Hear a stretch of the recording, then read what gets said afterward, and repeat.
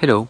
I've spent a lot of time looking on the internet for information on anxiety, and I still look from time to time because I'm curious to see if anyone has come up with information that I don't already know about for explaining what causes anxiety and how to get relief from it.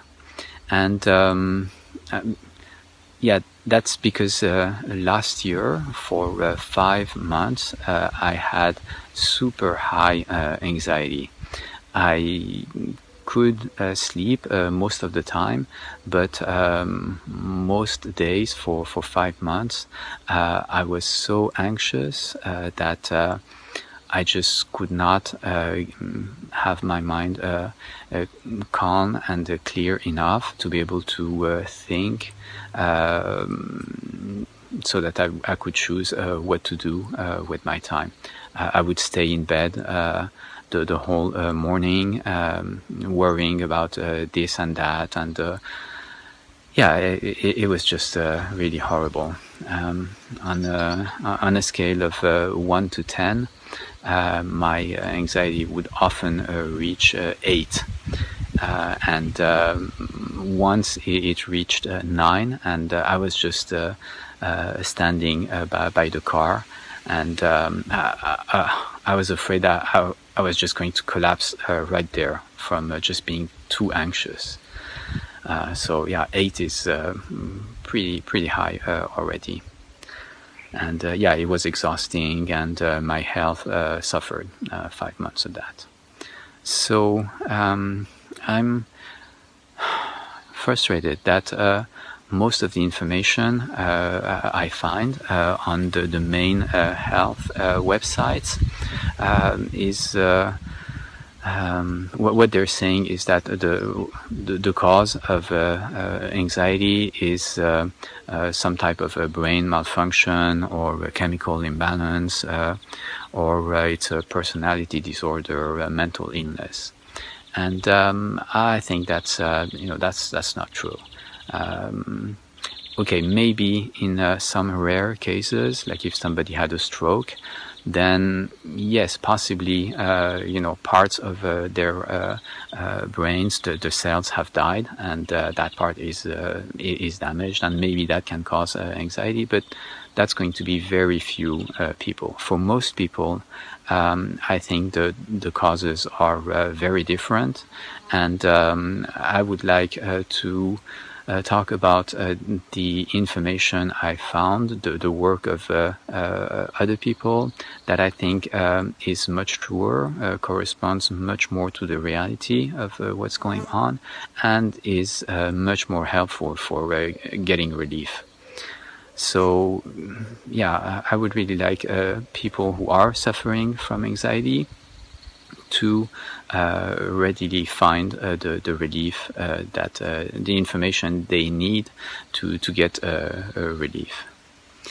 I'm better now. I still have a little anxiety, but it's nothing like it was last year, and I'm really glad that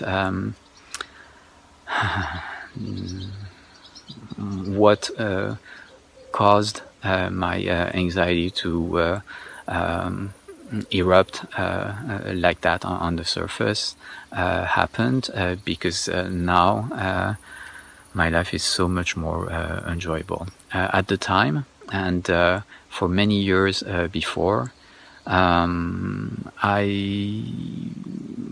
was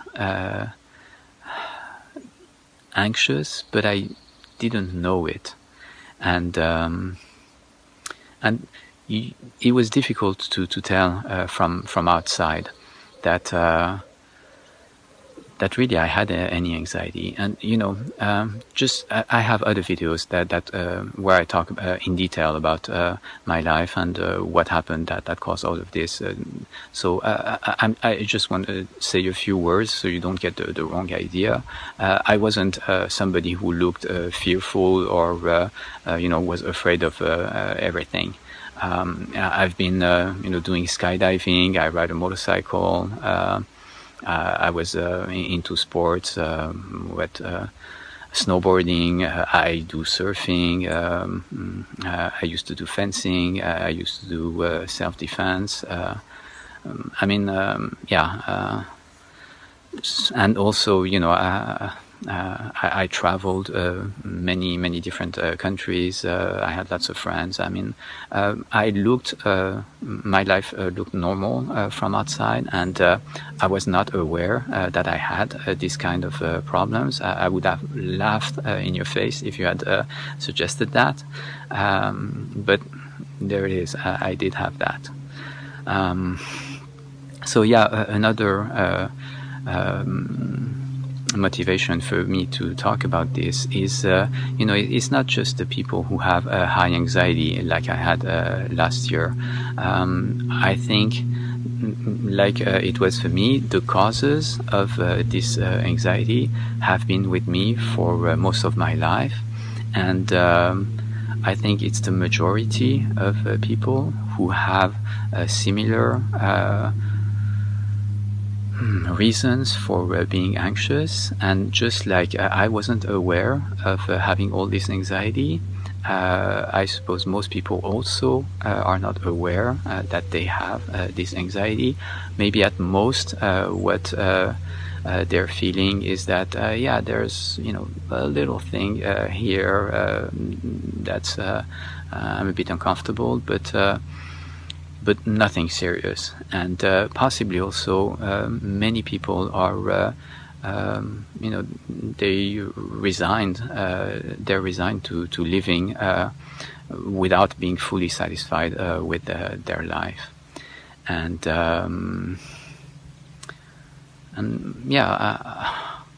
I've having been like that and seeing the difference, how much more I enjoy my life now, how much freeing it is to no longer have so much of my attention spent on being afraid and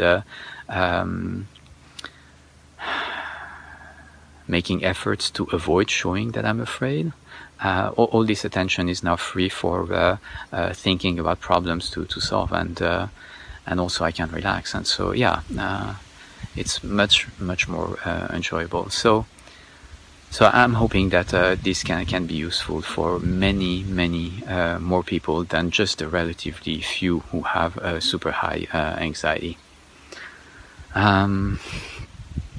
So if anxiety isn't caused by brain malfunction or personality disorder, or some kind of character defect, allegedly, what then are the real causes? Well, the people I found, whom I'm going to talk about, there are one of them is Peter Levine, another is Pia Mellody, and I'm going to put links to their work in the description for this video.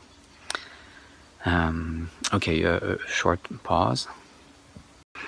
So, what I learned from Peter Levine and Pia Mellody and a few other people and my own experience is that there are two main causes to most anxiety. One is having grown up in danger, and this creates a habit in us of being on the lookout for danger, and often, because this starts really early in life, we're so used to this that we don't even notice that we're doing that, and we're hyper vigilant, constantly on the lookout for any sign of danger, and we're not aware that we're doing this. in my case, again, I talk about this in my other videos in detail, but just quickly to give you an idea. A major cause was my dad, who a few times per year would get completely enraged. And this started, I think, I'm not sure, when I was maybe 3 or 4. And me and my brother and sister, we were just terrified. Because he would get he would lose control so much that he would hit us and shout also. That was terrifying. But getting hit was really terrifying. And I thought, I think, I don't remember clearly, but I think I was so scared because I thought, you know, when I was like 4 or 5 or even 8, he was so much bigger than I was that it makes sense. I would have been afraid that even without meaning to, you know, he would hit me too hard and I might just die. So that was really scary. And so I picked up this habit of being on the lookout for any sign that he might get angry, and that stayed with me until last year. For other people, this could be other type of abuse. It could be sexual abuse. Sorry, my neighbors are a bit noisy. Or it could be losing a parent, either because something happens to them, or because of divorce. You know, when parents lose a child, that's really devastating. And as human beings, but also as mammals, we have this attachment system that binds us to our children when we're parents, and to our parents when we're children, because children are not able to survive on our own, so the survival of the species depends on that. So yeah, I guess the animals that didn't have that, you know, they're no longer here, and those that remain are those like us who have this instinct. And so another example, you know, lovers also are devastated when the other person breaks up with them. And so, you know, if as adults we can get that devastated when there is a rupture of attachment, it makes sense that you know, it would be just as devastating, if not more, for children. So when we lose a parent, or it could be anybody else that we're close to and that we're attached to, a sibling, a grandparent, other caretaker, then this hurts a lot, and then we're afraid, and you know, that it might happen again, and we're on the lookout for signs that this might happen again, and that's another variant of that cause for anxiety. Another variant, and I'm not listing all the possibilities, I just want to make it clear how this works. Make it clear that anxiety can be the result of having grown up in danger, where it was useful to be always vigilant. So here's just one more variant of growing up in danger. It's when a child doesn't receive enough attention and affection. And again, I'm talking about the first months and years, when children are most vulnerable.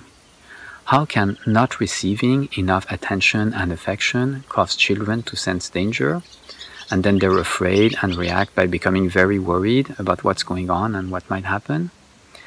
It's not easy to remember when we were babies how we were totally dependent on our parents. As babies, we can't survive on our own. Our life depends on getting attention and care from someone else. So if for whatever reason our parents don't respond quickly enough when we sense that something isn't right, it's an emergency. So parents have to be there, and not just there physically. They have to be responsive enough that babies don't get afraid they're all alone and they're going to die. I'll put a link in the description to a video titled Still Face Experiment. It shows how babies react when they try to attract their mother's attention and she doesn't give them this attention. You can see how terrified they get. Now, everybody understands that if parents are on drugs, that's bad for children. But parents who are depressed or too tired or too preoccupied, anxious to be available to respond to the baby's requests for attention and affection, that's harmful too. Once or twice here and there is no big deal, but if it's a pattern that parents are not there to reassure the child that everything is okay, the child is going to be growing up scared. I'll give an example with my own case. My mother had a horrible childhood. She's had 20 years of therapy, the kind that I find not effective enough, but she says she's much better now than before, which means she was in pretty bad shape when I was a newborn. No matter how well-intentioned she was, she just had too many childhood issues to be able to give me enough attention and affection. She was too anxious, and at the time she wasn't aware of it. So what did that do to me? Well, instinctively, I reacted by trying to attract her attention. I don't know, maybe I tried to smile more or cry less. What's clear is that I picked up the habit of censoring myself. I think the way this happened is that after a few times when I cried or I was sad and I saw my mother draw back, I got afraid of doing that. So instinctively, the fear I felt of being abandoned got me to hide my feelings, and I started to censor myself. I started pretending I wasn't hurting, or I wasn't sad, or I wasn't afraid. I avoided behaving in a way that would trigger my parents' insecurities. I started playing a role, being the perfect child who does everything right, succeeds at everything. It wasn't thought through, it was just being afraid when my mom wasn't responding to me, like in the video, the still face experiment. So, because my mom was too anxious to be able to be attentive to me often enough, I was sensing danger and I became anxious already as a baby. And what then makes this even worse is that once you start this habit of playing a role instead of being yourself, it creates another danger. You start being afraid that you'll make a mistake and you'll be discovered, that people will see that you're pretending and you're trying to deceive them. So then you're even more anxious because now you have this new danger. And all of this gets set in the first few years. In my other videos, I talk of how already at 5 I was living in fear. And you're not aware that you're living in constant fear. You're just a small child. And your parents aren't aware either because they're so anxious themselves that they don't see what you're going through. So that's one way that emotional neglect can make children scared and cause a habit of watching for signs of danger unconsciously. And then that's a cause for a lifetime of anxiety if this doesn't get noticed and healed. Okay, so that was for having grown up in danger. I'll take another pause here. Now, the second major cause of anxiety. It's being pushed into adult life before we have the emotional skills to go through life on our own. We look like an adult from outside, but emotionally we're still very much a child. We're not ready to live our life without emotional support from others. We're still dependent like a child for managing our feelings, and we get a sense that something is missing, that we can't go ahead like this, and we're scared, but then everybody around is pushing us to march forward anyway. They say, you just have to get over it and stop complaining, stop acting like a child. You're not a child anymore, you're an adult now. But this doesn't feel right. We're scared, and I think it makes sense. In that situation, it's wise to be scared. The danger is real. I'm annoyed when I see people pushing young adults like that. But then I realize, hey, these people must be feeling just as scared and lost themselves, and they're pushing these feelings down because they don't know how to deal with them. They're still children themselves emotionally, and what they're doing here by lashing out is they're trying to make you stop showing fear to protect themselves from getting overwhelmed by the same fear they have that they see you having. Pia Mellody explains there's 5 core emotional skills that we need to develop in order to become a functional adult. Again, see the description for the links. I'm just going to talk about the 2 skills I think are the most important. These are skills that every child naturally develops if they're given enough nurturing. But I don't know anybody who got enough of that nurturing. I think most people didn't receive enough nurturing, and most people don't have these skills. One of these key skills to develop is containing our emotions so we don't get overwhelmed by emotions anymore. The other, which is related, is to accept and love ourselves. Why are these so important? Because walking around not having learned how to keep our feelings from becoming overwhelming creates big problems in everyday life. Like getting so angry that we do things we then regret.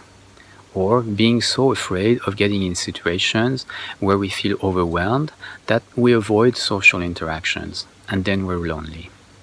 Or, to avoid getting overwhelmed by our feelings, we turn to cigarettes or alcohol or other drugs.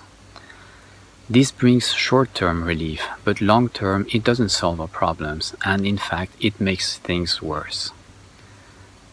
Or we turn to other behaviors that bring temporary relief. Workaholics, sex addicts, food addicts, TV addicts, or compulsive shopping, or exercising so much it becomes unhealthy. Or reducing our fear by joining a gang, either a street gang or a more socially acceptable one like the police. Or thrill-seeking, sports with high danger, or the thrill of seducing men or women because it brings relief from feelings we find overwhelming. What it is because we didn't get the nurturing we need to learn to contain our feelings so they don't get overwhelming, we seek relief in something external. And then the other key skill. If we don't accept and love ourselves, then we're at risk of getting these overwhelming feelings even more often.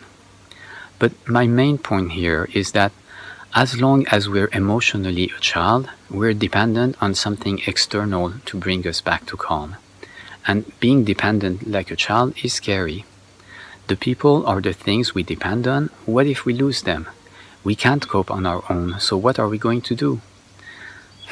Especially when we're supposed to be adults, and we get social disapproval if we admit to needing emotional support like a child does. So what I'm trying to show here is that as long as we risk getting overwhelmed by our feelings, as long as we're dependent on someone or something that we might lose, we're in danger. And that's the second major cause of anxiety. Quick example from my life. My parents did a good job helping me learn to cope with physical pain. I learned a balance of being careful not to hurt myself without being afraid of doing things that might result in a bruise or a scraped knee. If I fell down while roller skating, I knew the pain would quickly go away and it was no big deal. But not emotional pain, nor anxiety. Nobody helped me learn to manage those. I grew up thinking you can't get relief for that on your own. You need someone else to soothe you. I thought the way you get relief is you find someone who loves you and it's their love that soothes you back to calm. So from 7 on, I was looking for girlfriends to team up with so we would soothe each other with our love. Again, this wasn't conscious thinking. I was getting overwhelmed by anxiety and loneliness, and I saw my parents, and it seemed like that's how they were coping. They had each other. So I just tried to do the same. And I didn't realize until last year the extent to which this was keeping me vulnerable and therefore anxious. I didn't realize it is possible to handle anxiety and loneliness on my own.